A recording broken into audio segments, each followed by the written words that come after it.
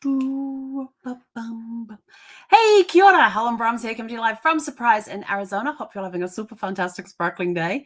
Welcome to Before the Dirt Nap podcast number 1572.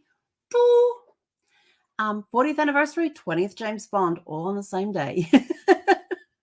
So this Die Another Day is the 20th James Bond movie. It came out it was released in 2002 on the 18th of November 2002, which was 40 years after Dr. No was released. So this movie is very special in a couple of ways. One, it's on the 40th, and it's the 40th anniversary of James Bond. It's the 20th James Bond movie. Throughout the movie, there are references to the previous 19 James Bond movies. So from Dr. No all the way through to Tomorrow Never Dies. I think that was one we watched yesterday. Yeah, that was one we watched yesterday. Sorry, The World Is Not Enough we watched yesterday. My apologies. So it's got references to all of those movies in there. And the fun part is going through and seeing how many you can find. I will give you two. When Bond meets Jinx, it's played by Halle Berry. She is coming out of the ocean in a bikini, which resembles the one that Ursula Anders wore in Dr. No. And the second one is one of the newspaper headlines that when I can't remember which character was reading the newspaper at the time. The newspaper headline of an article that they show says "Diamonds Are Forever." So there's two for you. The rest you can figure out along the way. Although John Cleese is, this is the only James Bond movie that you will see John Cleese as Q. In Casino Royale tomorrow night, there's no Q, there's no Moneypenny, and this is the last time we see Samantha Bond as Moneypenny as well. So there's no Moneypenny, there's no well, actually there is a Moneypenny, but you're gonna have to wait on that one.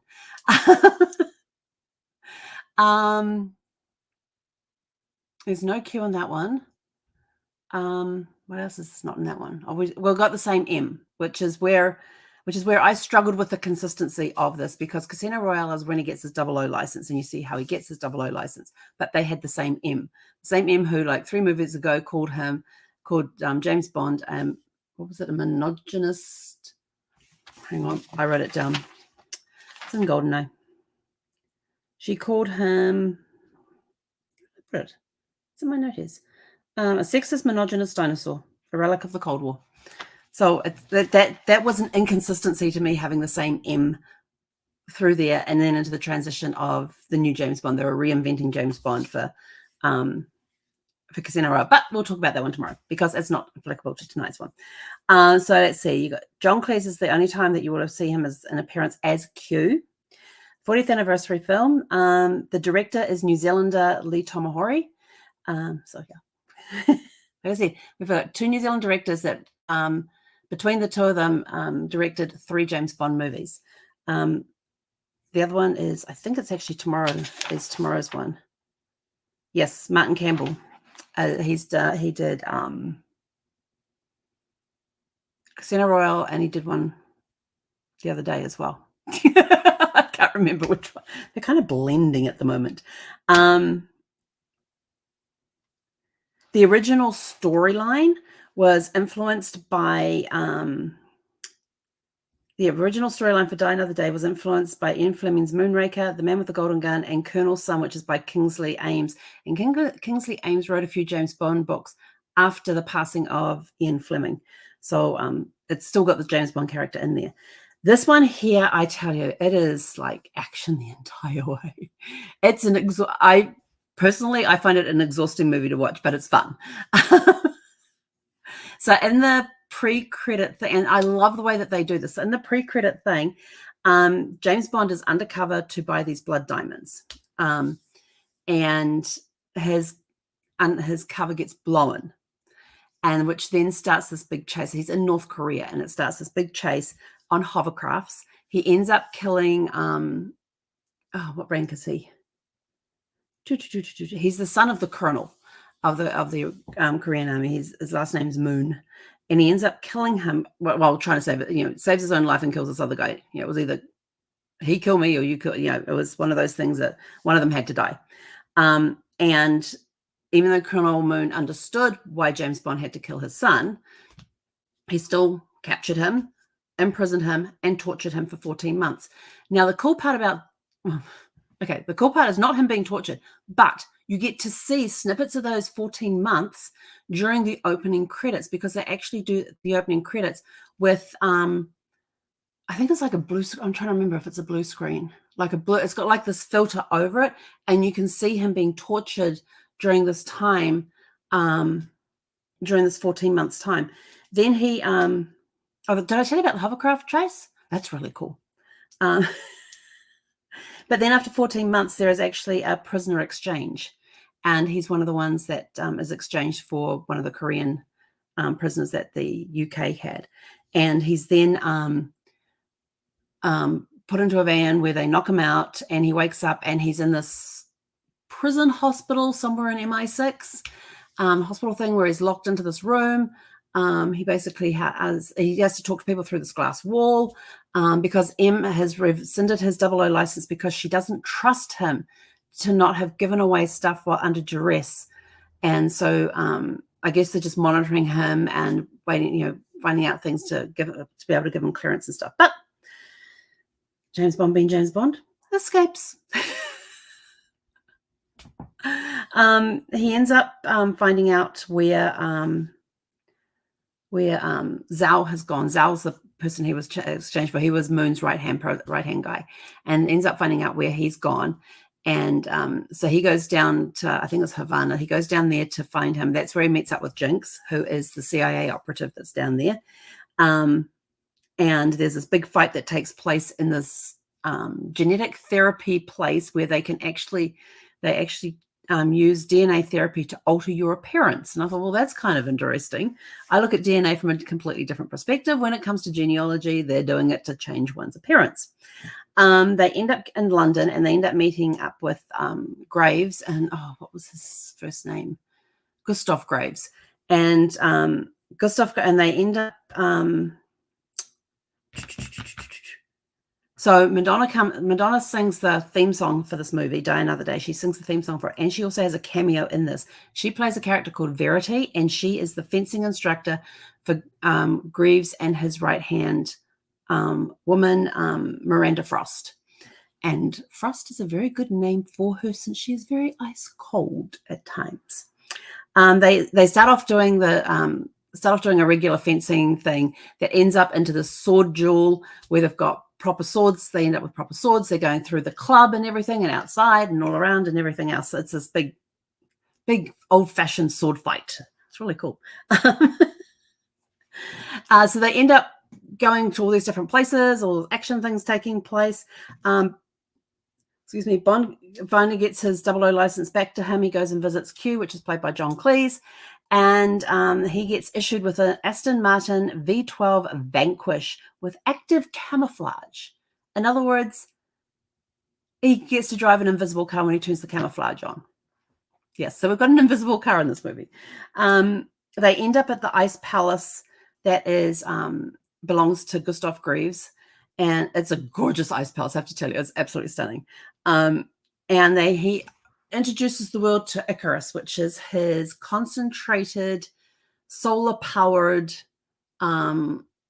sunlight, which is meant to bring sun to poor countries, let them have sun a little longer, that sort of stuff. But of course, being the bad guy, he has the ulterior motive.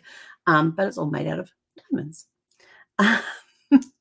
And they have this huge ice chase in, let's see, James Bond is driving his Aston Martin, Zhao is driving his Jaguar, and they have this massive race across the ice. And they said in the production notes and things, there were 4 Aston Martins used, 4 Jaguars. They were all converted to 4-wheel drive for the ice chase, and all were wrecked. I'm like, oh my God. Yeah, I'm glad I don't have to worry about them. But it's a really cool ice race across the ice that ends up with James Bond kite surfing on a piece of car with a parachute. Somehow he ends up kite surfing. It's a lot of action in this thing. Graves then uses the Icarus to then start melting the palace in which Jinx is trapped inside there. So of course Bond then has to go and rescue her. And this is all while this car chase piece is going on before they get to the kite surfing.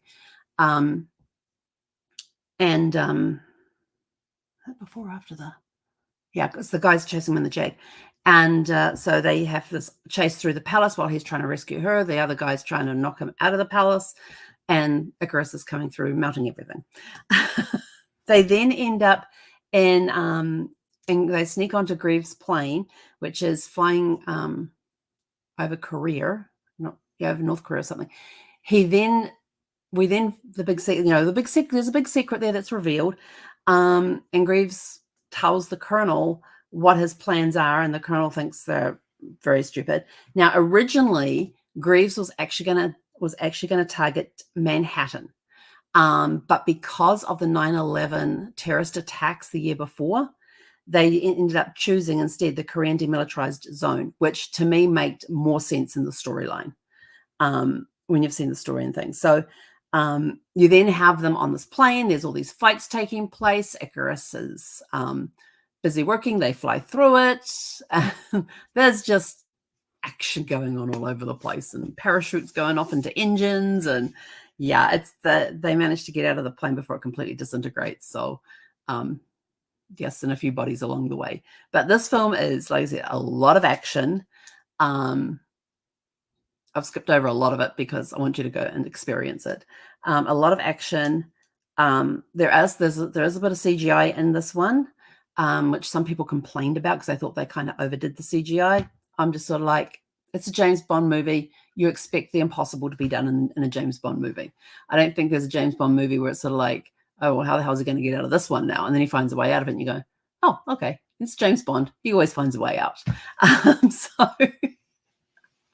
it's just one of those, it's just one of those movies. It's James Bond. There's always a lot of fantasy in James Bond movies with some of the stuff that can be done, and some of the stuff that, you think, well, that's not really possible to do, but sometimes you find out that it actually was, and it wasn't CGI, because some of the stunts that have been done in previous movies was before CGI was even invented. So, the impossible could be possible in some ways, depending on who's doing the directing, I guess, or the production and the stunts and the special effects and all of that sort of thing. But this is a really cool, I quite enjoy this movie, especially, I've watched it. I don't even know how many times I've watched this movie. I mean, it came out in 2002. So when did I start doing my James Bond month in November? That was while we were back in Virginia. And we left Virginia in 2010. So I've been doing it for the last 13 years plus. And I still, and when I'm watching the movie, I'm still looking for, oh yeah. And listen, also not only just look for the things from different movies and stuff, listen to what's been said. There is a great line that John Cleese has that makes reference to the movie that they're currently in. So keep your ears open for that one. You do get taken into the warehouse of past things from past movies. So you do get to see some of them in that area as well. But there's other parts throughout the movie where they've woven different things in. So we're going to go off and watch Die Another Day, 40th anniversary movie for James Bond. It was also the 20th movie. This is the final one for Pierce Brosnan. So this is his 4th movie, and it's the last one that he did. There was a 4-year gap between this one and Casino Royale, and there was a 3-year gap between his Pierce Brosnan from What Is Not Enough in 1999 to this one in 2002. So we're going to go out. We're going to go and have. You ready to go watch James Bond, Zeffie? Zeffie loves James Bond. She's so funny. She just sits there and just stares at the screen when we watch James Bond movie. That's how I knew I had the right dog. Because I was also in the middle of my James Bond movie fest when I adopted her. So for the first 2 nights, I didn't watch any James Bond movies that I had her. And then the 3rd night, I thought, let's put it on and see what happens. And we put it on, and she just laid there on the couch with her head up and just watched the entire movie. And I'm like, we have a good dog here. Got a James Bond watching buddy. So yeah, we're off to watch. So go and enjoy Die Another Day. And my question for you is, how many references to past movies do you see or hear throughout Die Another Day? Watch all the action. Let us know what you think in the comments below of Die Another Day. How many references to past movies did you find? There are 19 previous movies. All of them are referenced in this movie, including the current one, including Die Another Day is also referenced in the movie as the 20th movie. So I said, you got to listen to what Q says to James Bond in one of their scenes together. So anyway, that's it from us for now. Go out, have a super fantastic sparkling evening. Tomorrow we begin a new era with Daniel Craig. So we'll catch you guys back here tomorrow evening at 6 p.m. Pacific. Hei konera.